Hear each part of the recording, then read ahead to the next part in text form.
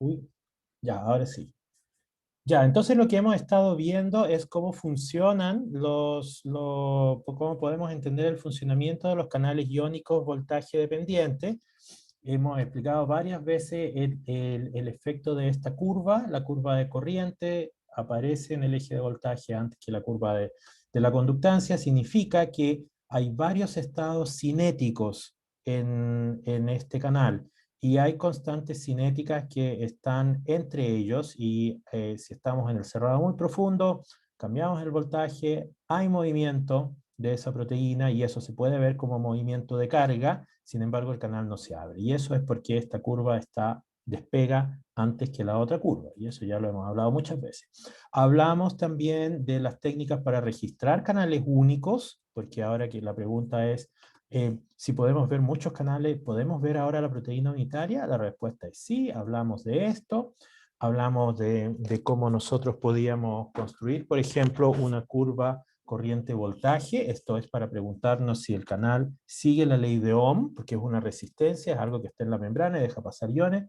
¿Sigue la ley de Ohm? La respuesta es sí. Aquí abajo está la representación. Entonces, en ese rango de voltaje sí sigue la ley de Ohm y hablamos de lo que significaban los histogramas en el lado de la derecha.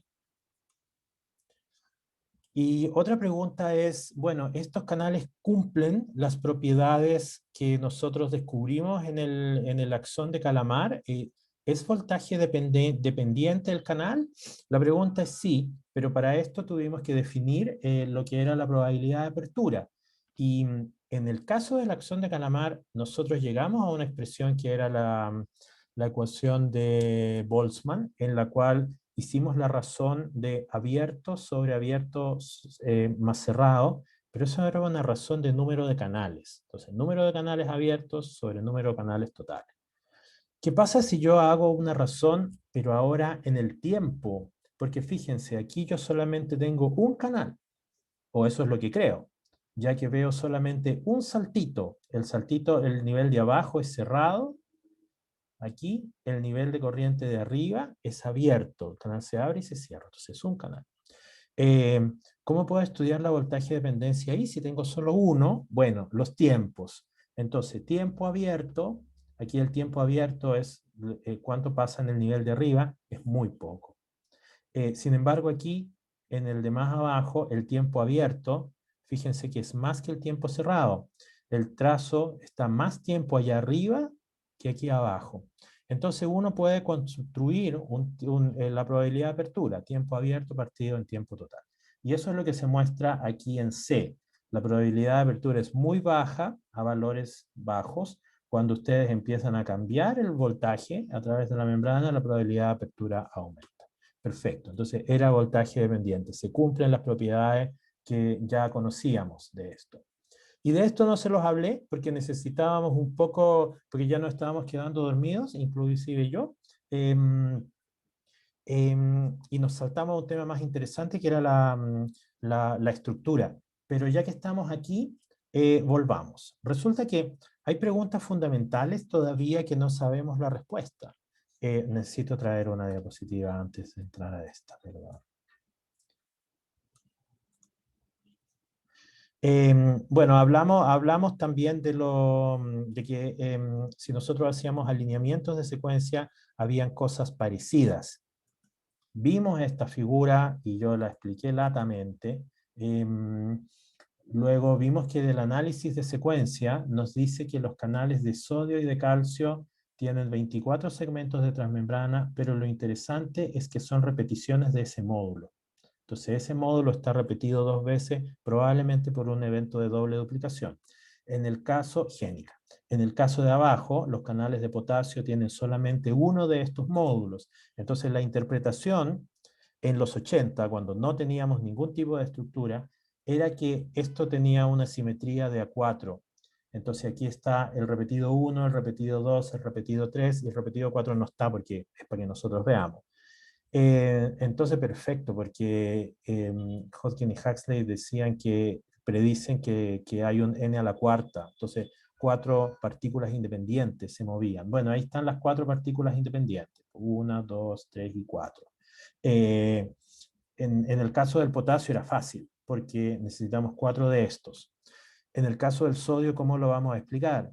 Porque ahí era M cubo H. Bueno, si suman el cubo más el H es 4. Entonces ahí están los 4. Eso implica que una es la de inactivación y esa pregunta no tuvo respuesta durante décadas y la respuesta es parece que sí. Y no vamos a entrar en eso en este curso. Este repetido, el 4, aparentemente toda la evidencia indica que tiene que ver con la inactivación. Aquí está la inactivación. La inactivación es voltaje dependiente. Uno de ustedes me preguntó si el proceso de inactivación ocurría al mismo tiempo que el de activación o era uno consecuencia del otro. Son independientes. Y son independientes porque parece que este de aquí, ese sensor, es el sensor que tiene que ver con el proceso de la inactivación y todo este módulo tiene que ver con la inactivación. Ese parece que sería el H. Entonces todo cuadra. Resulta que si nosotros hacemos análisis de secuencia, y yo me imagino que el año pasado con María Pertusa hicieron análisis de secuencia, al menos nivel básico, y con eso basta y sobra. ¿Lo hicieron? Díganme, háblenme. ¿Usaron BLAST o alguna base de datos? Alogímetro. Alogímetro. El logímetro funciona bastante bien, así que perfecto. Hay páginas web con servidores en los que uno puede poner las secuencias y el servidor automáticamente genera las homologías y hace diagramas con homología. El logímetro funciona súper bien y de hecho el logímetro es necesario porque a veces el servidor usa, no a veces, siempre usa información estadística, no información de la cachativa, de uno que se lee los papers y entiende la bioquímica y la termodinámica de los segmentos de transmembrana, que es el problema más importante.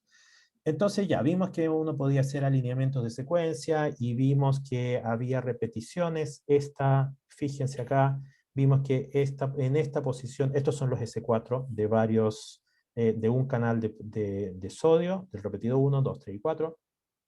Si hacemos un alineamiento de secuencia, alinean, y aquí está una carga positiva, otra carga positiva, otra carga positiva, otra carga positiva, perfecto. Y esto nos sugiere que estos 4 dominios venían de un gen original, solo uno. Ya, entonces todo esto es para decirles que estas proteínas son parientes. ¿Qué tan parientes? Bueno, así de parientes, relativamente cerca. Entonces, los canales de potasio del potencial de acción son todos estos de acá. Los canales de sodio y de calcio son estos. Este de aquí representa ¿cómo se llama el ancestro primitivo? Bueno, un ancestro, y probablemente el canal original, el primer canal que apareció en algún genoma de potasio, fue este de acá. Y todavía tenemos canales que son así. Entonces, la adición de esta parte verde ocurrió en algún momento durante la evolución. Y costó mucho, pero muchos años, quiero decir, hasta que se encontraron proteínas que tenían solamente esto. Eran unas proteínas muy raras. Una es una fosfatasa, voltaje dependiente. O sea, es una actividad enzimática que depende del potencial de transmembrana. Y la otra es un canal de protones. Ya, entonces todo esto para decirle que todos estos son parientes. Entonces, la pregunta ahora es, miremos los canales de potasio. Los canales de potasio tienen 6 segmentos de transmembrana. Miren, todos estos de acá son iguales a este. Y bueno, y cada subunidad es así. Para que se forme o ensamble el canal se necesitan 4 de estos. Entonces, una de las preguntas importantísimas desde la biología celular es, ¿se pueden formar canales que tengan distintas subunidades? O sea, que sus subunidades sean productos génicos diferentes. ¿Se entiende la pregunta? Yo tengo aquí, por ejemplo, aquí están los nombres de los genes. Estos son los nombres, KB1, KB2, KB3, KB4. Esos son los nombres dentro de una familia. Sé que son tetrámeros, necesitan 4 subunidades. Entonces los canales, cuando yo voy a la célula y miro los canales, ¿esos canales están formados solo por subunidades KB1 o puede haber mezcla de subunidades?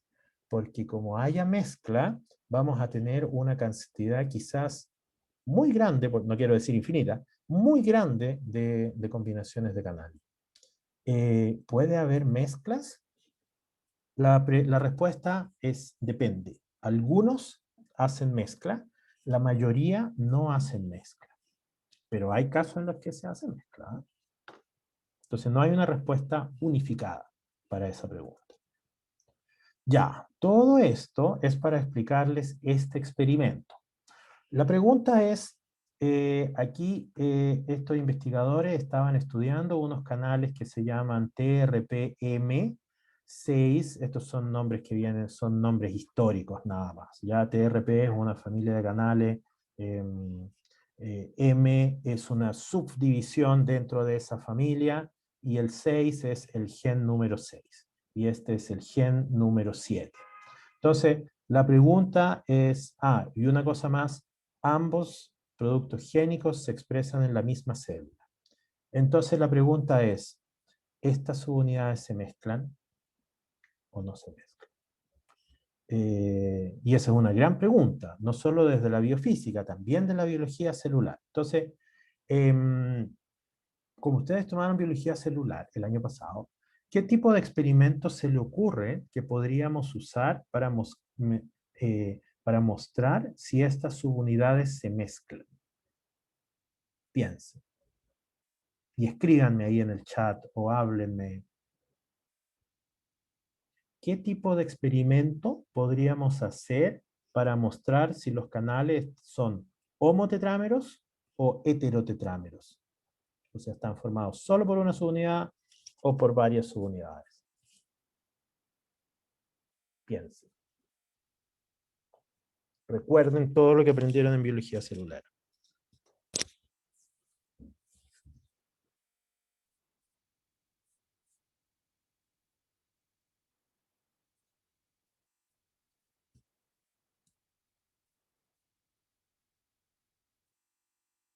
Suficiente. 10 segundos más que suficiente. ¿Qué tipo de experimentos podríamos usar?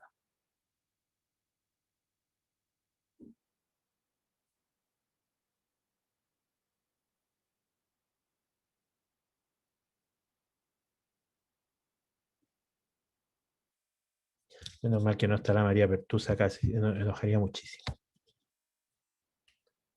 Podría ser marcar cada subunidad con un antígeno. Me gusta eso. Es la respuesta clásica de esa pregunta. Esa es una de las aproximaciones.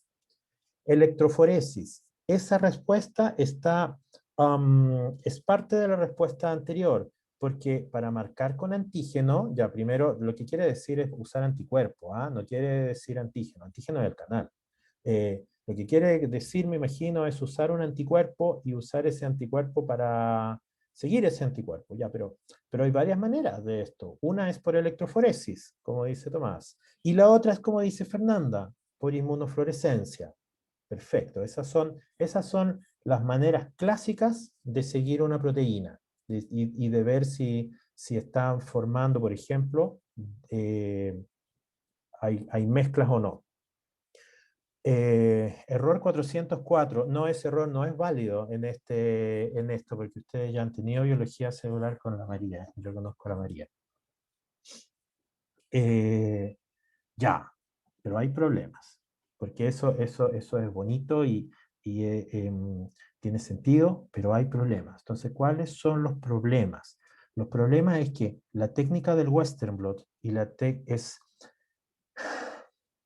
si bien es cuantitativa, nosotros podríamos calcular una cantidad de proteína, por ejemplo, diferencias pequeñas no son apreciables. Diferencias del 10%, del 20% en expresión, por ejemplo, no son apreciables. Entonces, es un problema, es un problema. El experimento que se hace se llama inmunoprecipitación. Uno toma el tejido, aquí está el tejido, Le pide perdón, le saca el cerebrito, por ejemplo, ojalá están mirando mi carita, corta, rebana, rebana, obtiene la célula, muele todo, en verdad, y de ahí están todas las proteínas. Entonces, primero hay que capturar a una con un anticuerpo, y cuando se tiene la primera, ahora se tira el anticuerpo contra la segunda, y a ver si se reconoce. Entonces, bajamos, se llama eso, porque se toma la proteína con el anticuerpo, se precipita esto y se tiene en un pellet, y ahí están todas las proteínas que tienen la proteína 1, por ejemplo, TRPM6, y con eso se hace un Western blot contra TRPM7. Y si había TRPM7, entonces coexpresan. Esa es la manera clásica desde la biología celular. La otra manera, desde la inmunofluorescencia, es tomar fotos con dos anticuerpos, uno contra TRPM6, por ejemplo, otro contra TRPM7, eh, y ver si en cada píxel colocalizan esos anticuerpos. Y ese método es bastante complicado de interpretar porque si están demasiado cerca, porque la resolución espacial es muy mala. No le digan esto a un microscopista de estos que compraron esos microscopios de $1.000.000, porque se va a enojar. Pero en general, la, la resolución espacial en esos experimentos es pobre para cuando queremos ver al nivel de molécula única. A nivel de la célula está súper bien, pero si queremos ver molécula única, ahí estamos mal. Entonces, cómo se contestó esta pregunta usando herramientas biofísicas? Aquí está la respuesta. Entonces, lapicito, ven para acá. Lo que se hace es que se expresa en una célula no tiene este tipo de canales. Probablemente han oído el nombre célula HEC, que son unas líneas celulares donde uno expresa las proteínas que quiere estudiar. Hay otros tipos de líneas celulares, por supuesto. Y uno expresa ahí, me estoy adelantando varios cursos de biología. Uno mete un DNA circular que se llama plasmidio, ahí hay un gen que está codificado el gen con un promotor, y ese gen es el que yo quiero. Entonces tuve que hacer eso, por supuesto, con mis manos, ¿no? Pero eso se puede ir rápido y fácil. Entonces se expresa solo ese canal, TRPM6, por ejemplo, o solo ese canal. Y la pregunta es, ¿cuál es la conductancia unitaria? Entonces, hagamos el experimento electrofisiológico. Entonces, vamos a ver los saltitos de esto. Entonces, a -20, los saltitos son pequeñitos, son hacia abajo, en este caso. A -40 son más grandes, son más grandes, son más grandes. Entonces, lo mismo con el TRPM7. ¿Ya? Entonces, a cada voltaje son más grandes, obviamente porque nos estamos alejando de cero, que es donde está el potencial de reversión. Pero el punto está acá. Miren el valor del salto aquí versus el valor del salto aquí. Son bien diferentes, bien diferentes, como pueden ver. Son más o menos 7 picoamperes, son más o menos 4 picoamperes. Y eso se puede ver bastante bien que son diferentes. Entonces, ahora el experimento. Y el experimento es, vamos a coexpresar, voy a poner otro color, voy a coexpresar ahora esto, los dos genes. Voy a coexpresar los dos genes, o proteínas, como depende de la escuela de la que uno es. Ya, vamos a expresar, yo creo que se dice proteína. Vamos a coexpresar ambas proteínas. Si ambas proteínas, a ver, si no hay mezcla de subunidades, lo que vamos a ver es homotetrámeros. Homotetrámeros TRPM6 y homotetrámeros TRPM7. O sea, vamos a ver dos saltitos en la corriente. Pero si hay mezcla, vamos a ver algo intermedio. Y esa es la predicción. Entonces, ¿qué es lo que nos dice el experimento? Vamos a ver aquí, en este, que es el más evidente de todos. ¿Vemos dos tipos de saltitos o vemos un solo tipo de saltitos? Yo veo un solo tipo de saltitos entre este y este. No hay saltitos entre medio. Entonces, esto sugiere fuertemente que los canales se mezclaron. Fíjense, este de acá, el salto son como 7 picoamperes, quizás 8. Este de aquí es menor. Este de acá es menor. Vamos a ver ahora el gráfico. Pucha, el gráfico no dice los nombres. ¿Ah? Aquí me van a tener que creer. A ver, este de acá es el 7 y este de acá abajo es el 6. Entonces, si se fijan, a todos los valores de voltaje, la corriente fue mayor en el TRPM6 con respecto al TRPM7.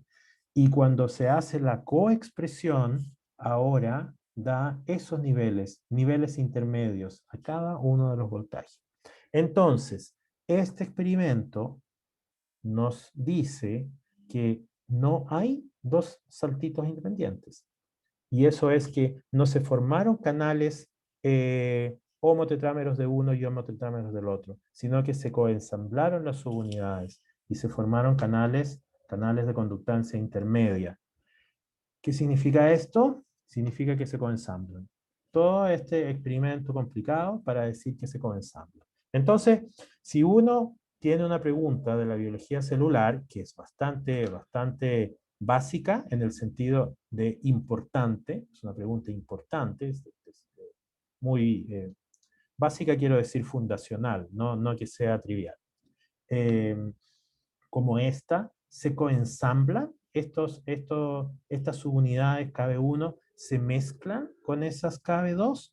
Una de la forma clásica fue ir por la biología celular y no fue muy claro la evidencia y lo más fácil en este caso es hacer el experimento electrofisiológico. Vicente. Profe, entonces como para entender lo que está diciendo, podríamos hacer como una proteína de canal transmembrana con sus unidades de TRPM6 y de TRPM7. em,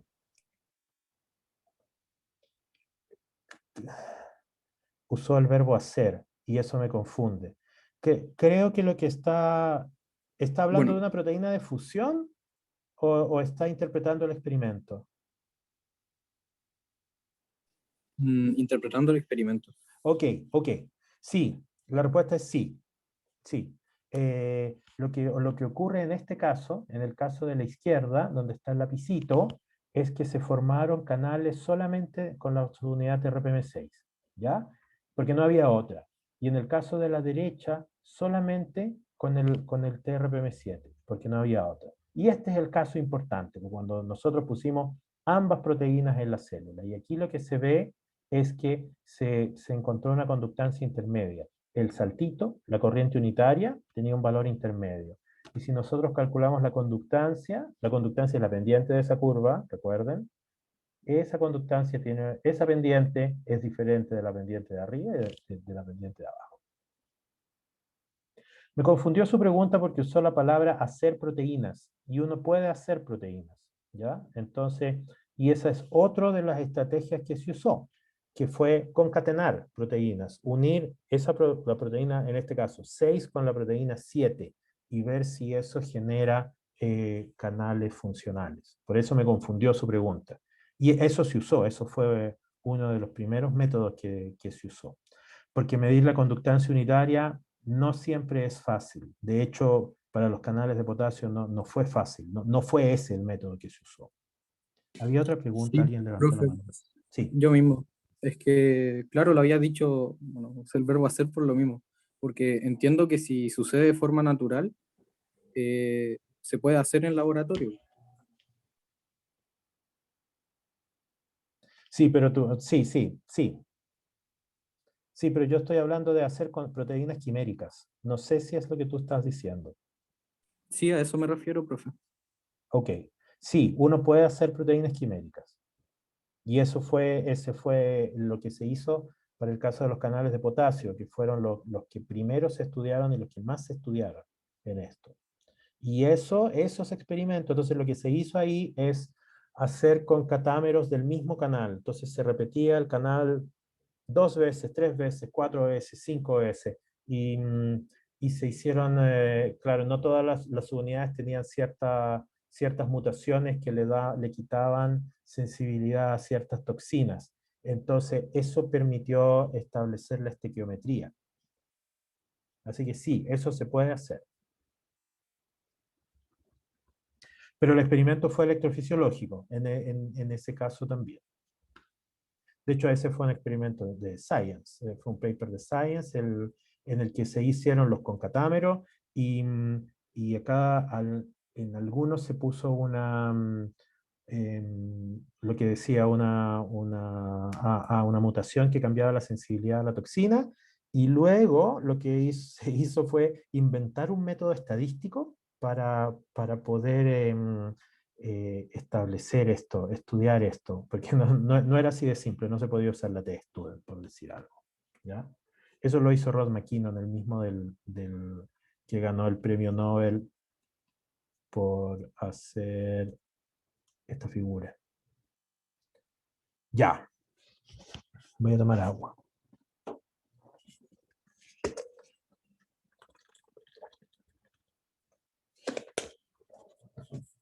Me voy a poner más cerca. Ya, entonces esto es para mostrarles un ejemplo en el cual uno puede usar herramientas biofísicas para contestar una pregunta que no necesariamente es biofísica. Ya, ¿dónde estábamos entonces? Ya, entonces lo que ya hemos visto un montón de cosas y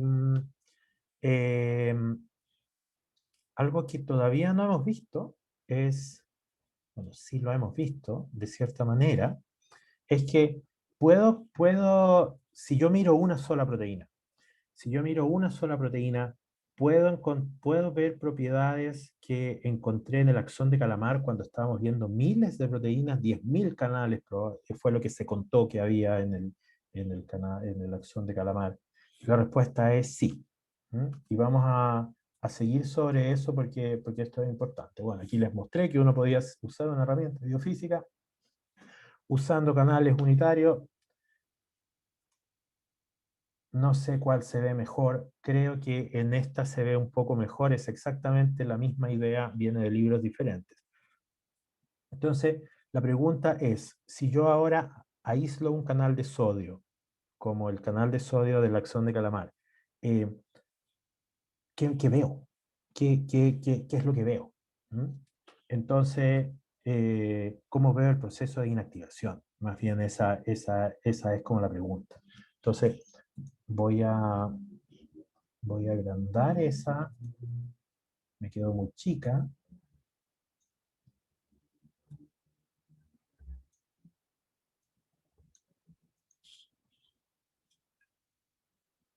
Ahora sí.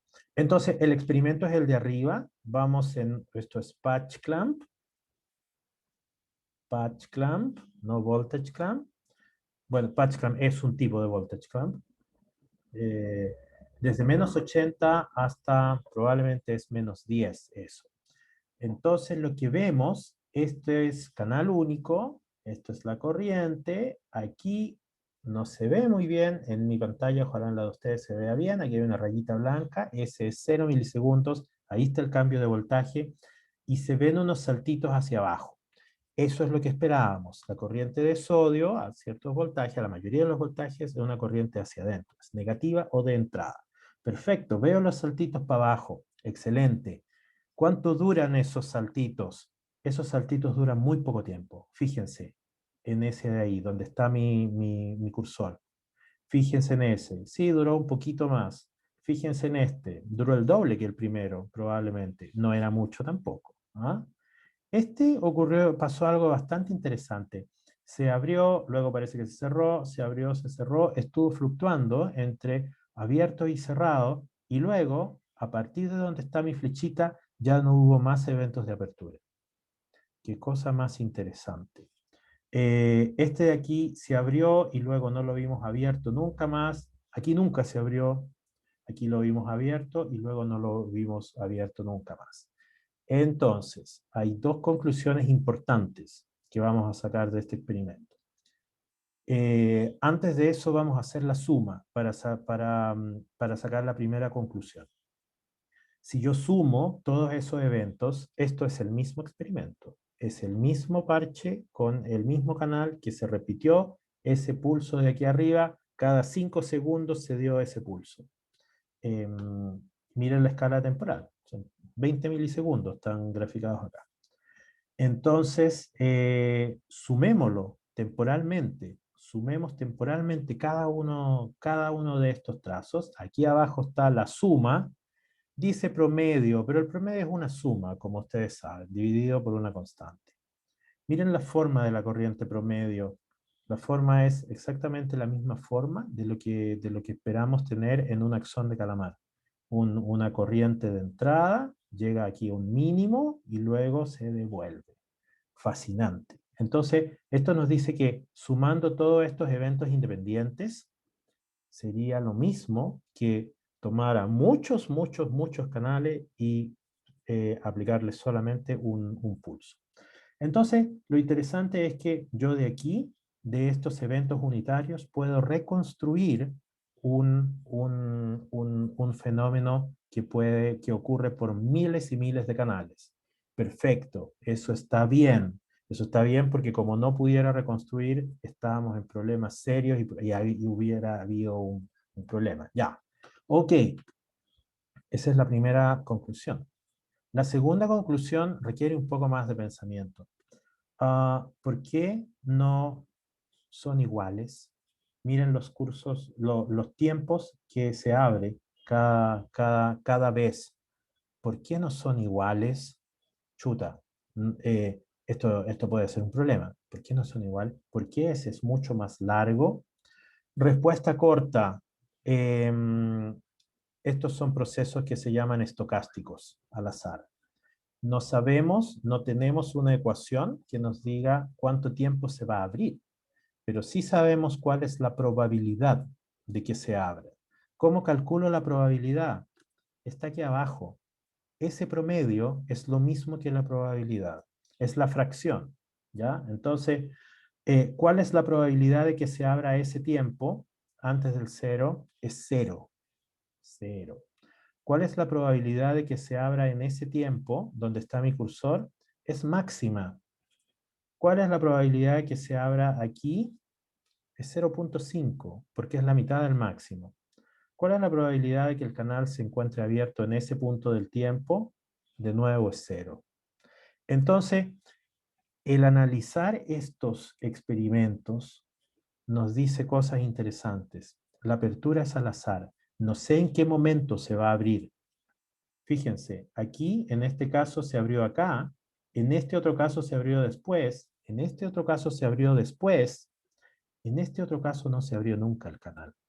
Entonces, esto es importante. No sabemos a qué hora se va a abrir. No sabemos por cuánto rato se va a abrir. Aquí hubo una apertura muy corta, aquí hubo una apertura muy larga, y aquí ocurrió algo raro. Aquí ocurrió algo raro. El canal entró entre el cerrado, estuvo transitando entre el cerrado y el abierto, y luego aquí, eso es el proceso de inactivación. El canal entró en el estado inactivado y de ahí no pudo salir jamás. Lo mismo pasa aquí arriba. Pasó del cerrado al abierto y luego al inactivado. No salió nunca más. En este caso, recuerden, aquí se abre y se devuelve, se cierra, se abre, miren, aquí es clarísimo que se devuelve, ahí es clarísimo que se devuelve, es clarísimo que llega a corriente cero. Entonces, estaba transitando entre cerrado y abierto. ¿Mm? Y luego se inactivó, la bola de inactivación llegó y se acabó la fiesta. Entonces, ¿qué es lo que aprendimos esto? La apertura es un fenómeno estocástico. No sabemos a qué hora se va a abrir el canal, pero sí podemos calcular la probabilidad de que se abra. Como ustedes están tomando estadística, saben perfectamente lo que significa esto. Sabemos la probabilidad, pero no sabemos si realmente se va a abrir o no.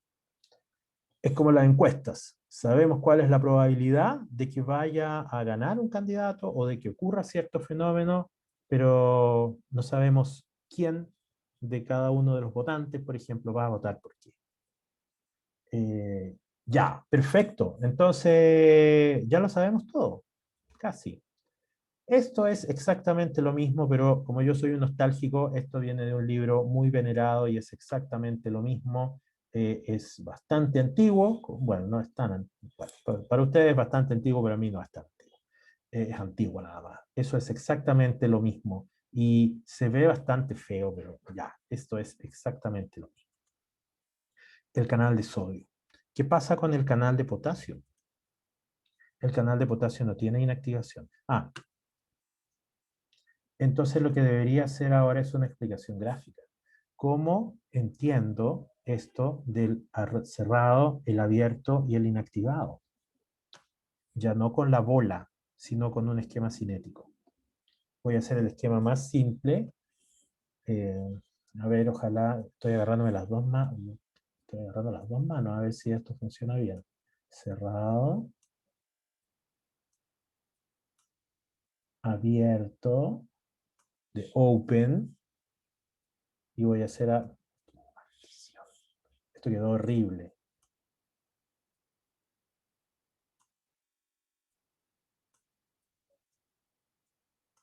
Inactivado. Entonces, ¿cuál es el punto? Esa flecha, esa constante de velocidad, es muchísimo más grande que la constante de velocidad para salir al inactivado.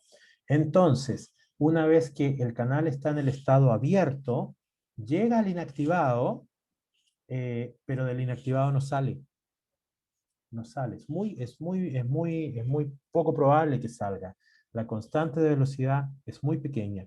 Si ustedes piensan esto en términos de barreras de energía, como deben haber aprendido en Química General 1, la barrera de energía para pasar del cerrado al abierto es una barrera cruzable. Sin embargo, para pasar del inactivado al abierto es una barrera que no podemos cruzar. Entonces, ¿cómo sería esto en coordenadas de energía? En coordenadas de energía tendría el cerrado, el abierto, lo voy a dibujar más arriba, ¿ya? Perdón. Hay que cruzar una barrera de energía, pero el inactivado está allá abajo. Entonces, si yo estoy en el estado abierto, aquí puse la letra, la puse más abajo, ¿ah? No pesquen eso. Estoy aquí, en el abierto.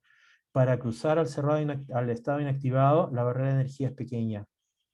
Pero cuando estoy en el estado inactivado, para volver al abierto, la barrera de energía es enorme. Entonces no puedo volver al abierto. Esa es la explicación. Entonces ustedes me dirán, ya, pero después de un potencial de acción, el canal pasa del cerrado al abierto y al inactivado. Y se devuelve, porque yo puedo generar un potencial de acción después. Entonces, ¿cómo explicas esto?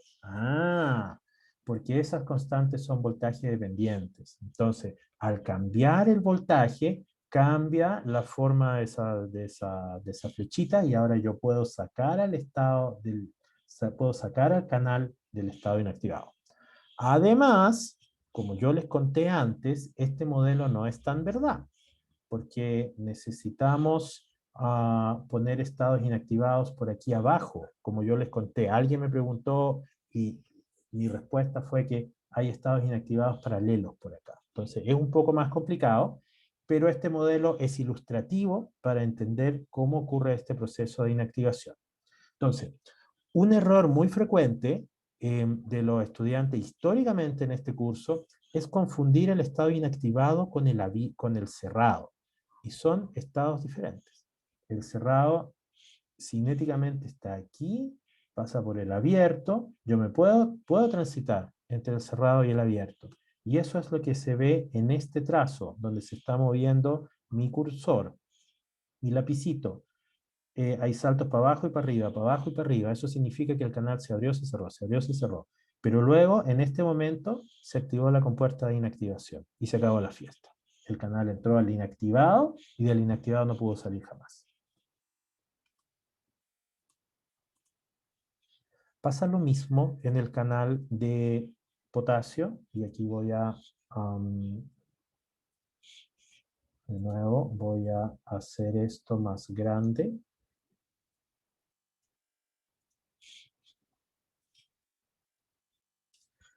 Este es el mismo experimento, pero para un canal de potasio.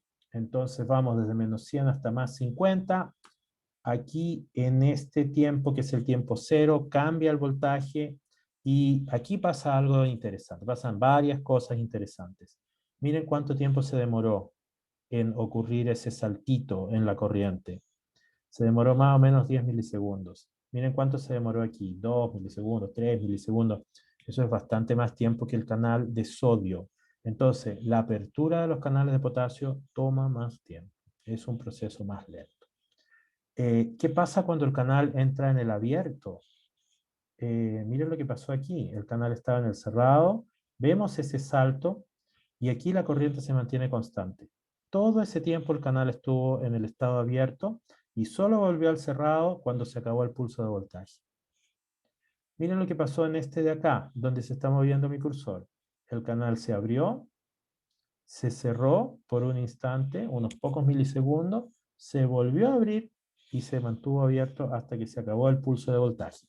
¿Por qué? Porque el canal es voltaje dependiente. A voltajes negativos como menos 100 se cierra.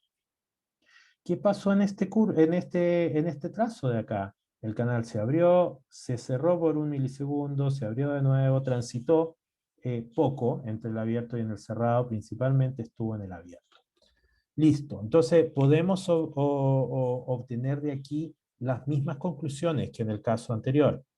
La apertura es estocástica, es al azar. No sabemos a qué hora se va a abrir el canal, pero sí podemos calcular la probabilidad. ¿Y cómo calculamos la probabilidad? Hacemos la suma, en este caso el promedio, ya vimos que era lo mismo, y aquí se ve que hay un delay, no es instantáneo, se demora un poco. Si se fijan, esto no es exactamente representativo de esos trazos, pero es representativo de todos los trazos del experimento que se hizo. Entonces, hay un delay y llega a un estado máximo. Y desde aquí, más o menos desde este tiempo, 20 milisegundos, el nivel de corriente es constante, más o menos. ¿Ya? Y solo se acaba la corriente cuando se acaba el pulso. Esto es muy diferente del canal de sodio, en el que veíamos corriente de entrada solo al comienzo, y luego inactivación, y no veíamos al canal abierto nunca más. Entonces, todos estos experimentos, y estos experimentos son hechos con patch clamp, porque necesitamos una pipeta en la célula y necesitamos que esté uno o muy poquitos canales para hacer las preguntas sobre los canales únicos. Ya. Preguntas hasta acá. Vamos a avanzar un poco más, pero poco.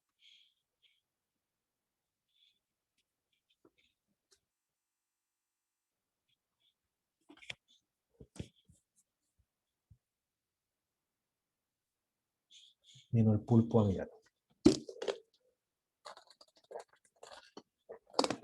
Vino el pulpo a mirar si yo estaba dando clase. Estoy dando clase. Ya. Sí. Como a nivel, no sé, molecular, ¿qué diferencia habría en la proteína cuando está cerrado e inactivado? Esa es una gran pregunta y la respuesta creo que sigue siendo no se sabe. ¿Ya? Em, ah, bla, bla, bla, bla, bla. Creo que hay una diapositiva que responde esa pregunta en algún momento, estoy mirando.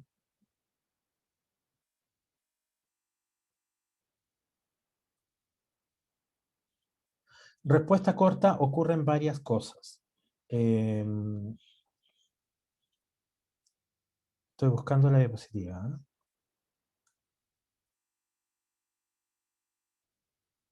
Hay una diapositiva mala y otra complicada para contestarte la pregunta. No encuentro ninguna de las dos. ¿Por qué no está? Aquí está. Aquí está. Esa es la mala. Lo que ocurre cuando el canal se abre, como vimos en la clase pasada, este segmento, el S4, que tiene esas cargas positivas y que es parte del sensor de potencial, uno siempre se comete el error de decir que el S4 es el sensor de potencial. No, es parte del sensor de potencial. Porque esas cargas negativas que están en los otros segmentos de transmembrana que vimos en la clase anterior, también son parte del sensor de potencial. Los sensores de potenciales se mueven. ese movimiento genera cosas que ocurren. Tiene que haber un cambio conformacional, ¿ya?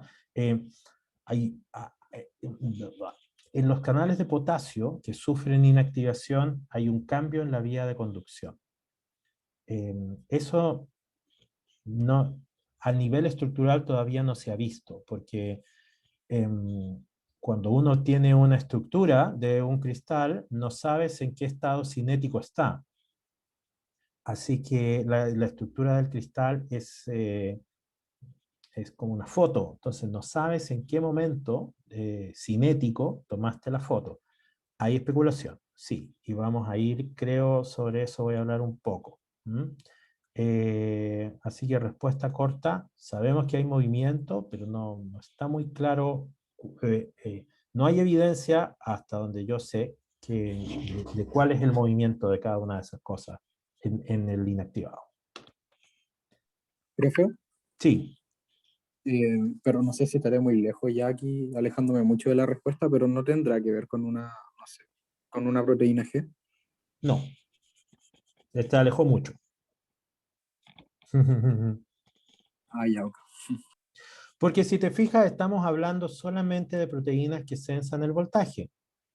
¿Ya? No estamos hablando de cascadas de mensajeros o de segundos mensajeros. No hemos invocado a otros entes para explicar estos fenómenos. No significa que no estén involucrados, están involucrados en la regulación, sí, sin duda. Hay cascadas de segundos mensajeros que regulan el funcionamiento de los canales y los receptores, fosforilándolos, por ejemplo, etcétera, etcétera. ¿Ya? Pero no es el caso. Profe, ¿cómo sería el esquema de la barrera energética en el caso del potasio? En el caso del potasio sería un poco más fome que en el caso del sodio, porque solamente tendríamos un estado abierto y un estado cerrado. El tamaño de la barrera, y aquí me voy a poner denso, depende del voltaje. ¿Por qué? Porque las constantes cinéticas dependen del voltaje. Entonces, esas constantes cinéticas, que no voy a dibujar, pero que representan las flechitas, esas constantes cinéticas dependen del voltaje. Si se acuerdan de clases, varias clases atrás, definimos cuál era la forma, la forma genérica de eso. Eso era, vamos a ver, alfa es igual a una constante que llamamos alfa 0 por E a la menos delta G sobre RT. Esa era la forma genérica de una constante de velocidad según el modelo de Eyring. Hay varias formas de constante de velocidad. S delta G es ZFV, o sea, es un proceso eléctrico. Z, la valencia del proceso, F, la constante de Faraday, B, el voltaje. Entonces, S delta G es el voltaje. Dependiendo del voltaje, va a ser la amplitud de la barrera energética a la que vamos a ir. Entonces, yo en el caso del sodio, le puse solamente un voltaje arbitrario, dice cuál era. En el caso del potasio, claro, vamos a tener, por ejemplo, si ese fuera el cerrado y este fuera el abierto, el delta G está dado por ese delta entre los estados inicial y final. ¿Ya? Entonces son iguales. Entonces da lo mismo, es tan fácil o difícil ir del cerrado al abierto, del abierto al cerrado. Cuando tú cambias el voltaje, lo que haces es que voy a cambiar solamente uno.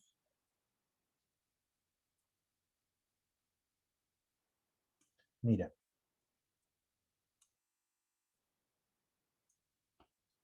la diferencia entre el mono de la derecha y el de la izquierda es que ese cambió el nivel de este. Entonces, ¿cuál de estas constantes es más fácil de cruzar? Es más fácil de cruzar del cerrado al abierto. Del abierto al cerrado es muy difícil de cruzar. Es más fácil de cruzar del cerrado al abierto. ¿Ya? Entonces, la constante y esta es una capa de complejidad, la altura de esa barrera energética depende del voltaje. Eh, yo no voy a entrar en este curso, otros años le he hecho y es una lata, y no vale la pena al final. en mostrar cuál es la que cambia, si es la del cerrado o si es la del abierto. Em, eh, en el libro de Johnson and Gu está bastante bien explicado eso. Y si alguien tiene dudas, lo podemos conversar después, pero eso es, creo que no hay que perder, en este curso no tenemos que perder tiempo en eso, hay que avanzar y ver eh, otras cosas más interesantes. Qué feo eso, más interesantes. Es igual de interesante para los que les gusta la biofísica. Profe, arriba es C y B. No sé de qué está hablando. ¿Dónde es C y B? Sí, debió haber sido O. Estaba pensando en la constante de... Muchas gracias, muchas gracias. Eso es el abierto. Estaba pensando en la constante de cierre. Muchas gracias. Ya. Entonces, ya para terminar, eh, ya hemos aprendido... Ah, pero falta algo más para poder terminar esto por fin.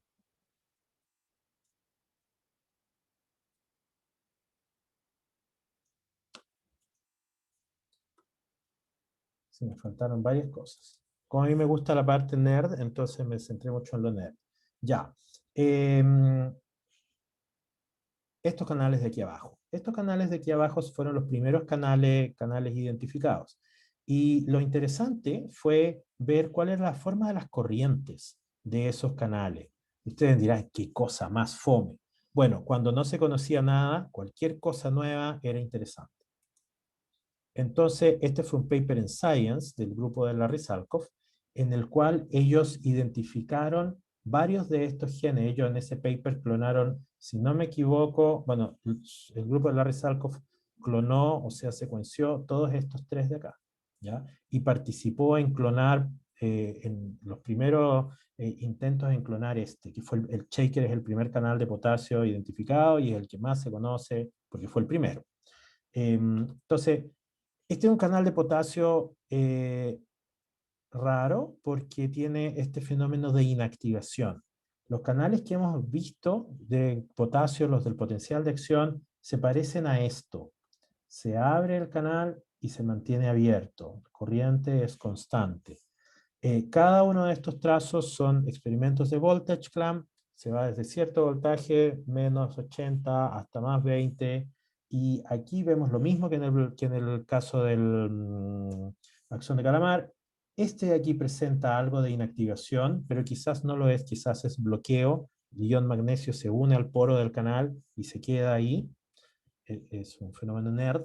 Eh, este de acá ya no es ion magnesio, esto es parte de la proteína que genera un proceso de inactivación. Y aquí también sabemos que en el caso de Shaker es parte de una proteína que está involucrado en este proceso. Ese canal, con esa forma tan rara de corrientes, no participa en la repolarización del potencial de acción. Participa antes, temporalmente hablando, en la salida e inactivación de los canales de sodio, aparentemente. ¿Ya? Pero lo importante de esta figura, y por eso estuvo en Science, es porque estos canales son muy parecidos, filogenéticamente hablando, tienen bastante homología de secuencia. Sin embargo, su funcionamiento es muy diferente. Y eso fue totalmente inesperado.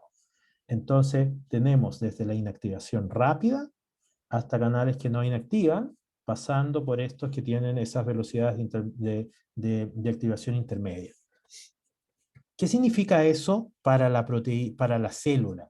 Bueno, las neuronas tienen diferentes tipos de canales de potasio y la velocidad de activación del canal de potasio va a tener que ver con la velocidad de repolarización. Entonces, déjeme ver si hay más. Esto es un dendrograma de los canales de potasio que conocemos en mamíferos. Eh, todos estos de acá participan de alguna u otra forma en el potencial de acción. Todos los que están allá arriba, change, estos que están por acá, participan en mantener el potencial de reposo. ¿Por qué tantos? Se preguntarán ustedes. ¿Cuántos de estos hay? Son como 20, si es que no son más, del potencial de reposo. Estos de acá son como 30, los del potencial de acción. Número de genes, estoy hablando. ¿Por qué tantos? Bueno, no todos se expresan en las mismas células. ¿Ya? Esa es la respuesta más corta. Participan en diferentes procesos, no solamente en la generación del potencial de acción, sino también en lo que pasa entre los potenciales de acción. También muchos de estos canales están presentes en células no excitables, y eso fue otro paper súper importante, este fue en Nature, donde se identificó que en los linfocitos B había una conductancia de potasio exactamente igual a la del potencial de acción, a la de la acción de Calamar. Entonces, chuta, ¿qué significa eso? Significa que la célula recicla, usa proteínas que sirven para una cosa en una célula, la usa para otra cosa en otro tipo celular. Entonces, todo esto es para decirles que hay un montón de genes de canales de potasio, como 40 genes de canales de potasio, quizás más en mamíferos. ¿Cuántos genes de canales de sodio hay? 5 y quizás hay menos. Canales de calcio igual. Entonces, ¿qué significa esto? ¿Cuál ha sido la interpretación? La interpretación es que el potencial de acción, la subida del potencial de acción está dada por los canales de sodio. Todos ellos funcionan más o menos con las mismas velocidades, pero en el caso de los canales de potasio, algunos van a ser muy rápidos y van a generar una repolarización muy rápida, y otros, voy a tratar de hacerlo bien, son muy lentos y van a generar una repolarización muy lenta, y nos vamos a demorar mucho tiempo en que la célula vuelva al potencial de reposo y por ende mucho tiempo en generar un nuevo potencial de acción. Entonces, la diversidad de canales iónicos, voltaje dependientes, está en los canales de potasio. Por eso puse esta diapositiva. Ahí es donde está la gran diversidad. Y eso hace que tengamos células en las cuales el potencial de acción es muy corto, esa velocidad de repolarización es muy grande, y hay otras en que tengamos una velocidad de repolarización más lenta. Entonces, cuánto dura el potencial de acción va a ser importante para ver cuántos potenciales de acción podemos poner por unidad de tiempo. Entonces, esto explicaría por qué hay células que disparan a alta frecuencia, o sea, muchos potenciales de acción por unidad de tiempo, y hay otras que disparan un potencial de acción por segundo y después se van a dormir. Entonces, toda esta cosa nerd, les quiero decir, todo esto que parecía bastante nerd, tenía un significado fisiológico profundo para entender el cómputo neuronal y los circuitos neuronales. Eso es una cosa muy fome, esto es una lista de canales de potasio, fíjense cuántos hay, ¿ya? Ni siquiera vale la pena explicarlos. Esta me la voy a saltar porque ya. Entonces, y lo último que quiero... Bueno, ya estamos casi en la hora. ¿Cuántas nos faltan? Faltan pocas. Con esto terminamos. Entonces, lo último, esto ya lo vimos en la clase pasada. La pregunta es por la estructura. ¿Cuál es la estructura de estos canales? Ya sabíamos que eran tetrámeros, pero bueno, ¿dónde están? ¿Dónde está cada uno de los átomos? ¿Qué podemos aprender de esto? ¿Dónde está el sensor de potencial? Eh, bueno, y el experimento ya se los conté. Hubo que hacer varias cambios para que los canales formaran cristales y usar varios detergentes y combinaciones de detergentes para que los detergentes solubilizaran el canal. Los detergentes son moléculas anfipáticas, como ustedes deben saber. Tienen un lado hidrofóbico o un lado hidrofílico. El lado hidrofóbico en algunos detergentes es muy similar a un lípido.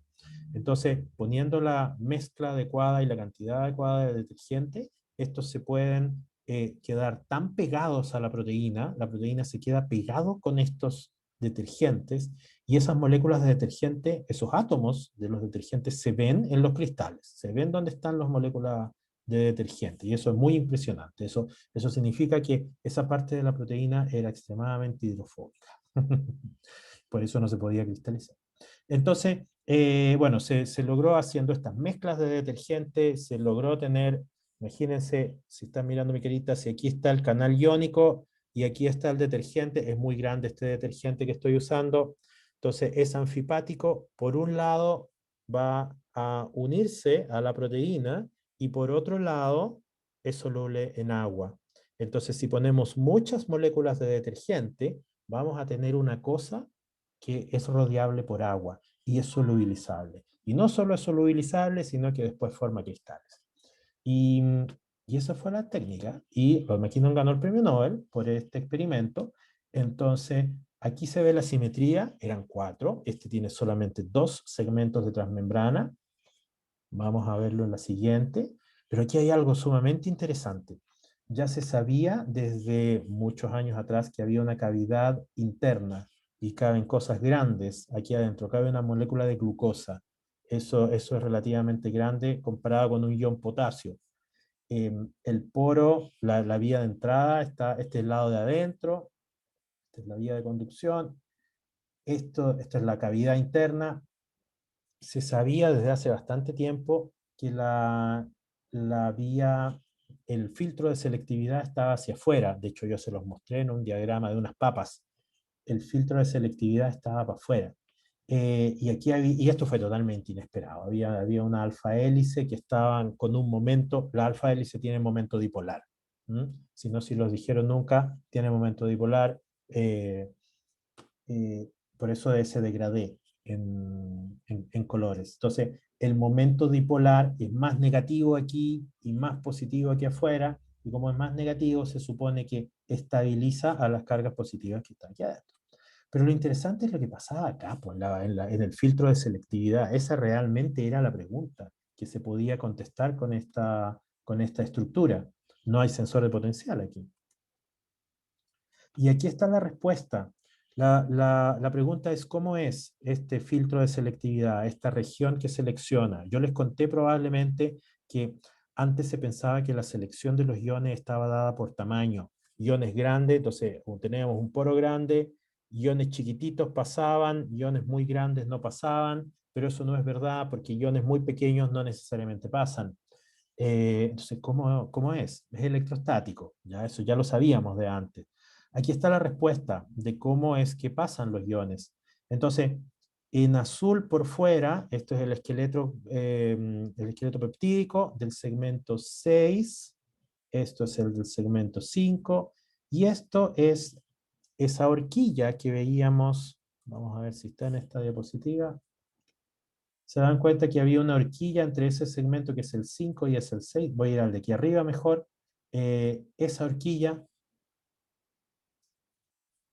parte de esa horquilla es esta cosa amarilla.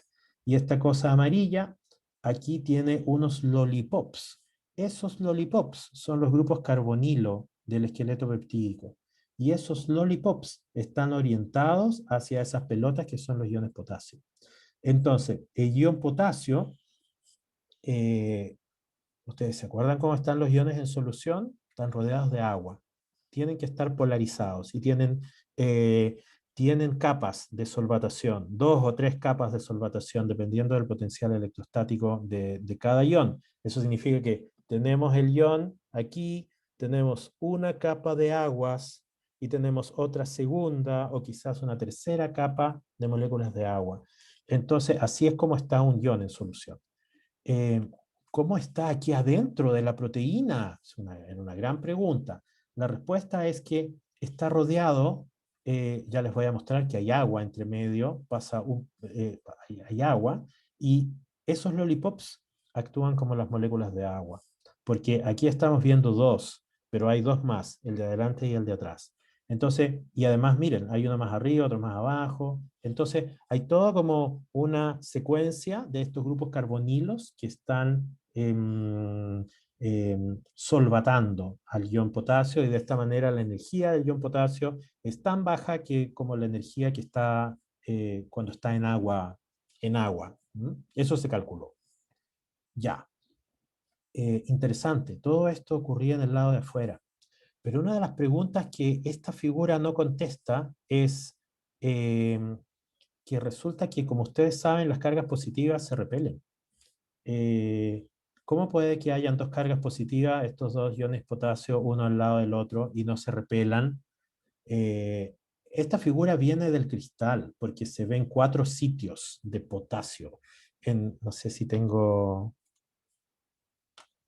aquí a la izquierda, esas bolas, verde o azules, no tengo idea qué color será, esas bolas son la densidad electrónica del cristal. Entonces ahí se ven 4 sitios. Aquí adentro hay un agua rodeada, perdón, hay un potasio rodeada por todas esas bolas, son moléculas de agua que están en esta gran cavidad. Y aquí afuera todavía hay iones potasio. Y se fijan, también hay unas aguas. Entonces, que se vean todas estas cosas significa que toda esa estructura es muy estable.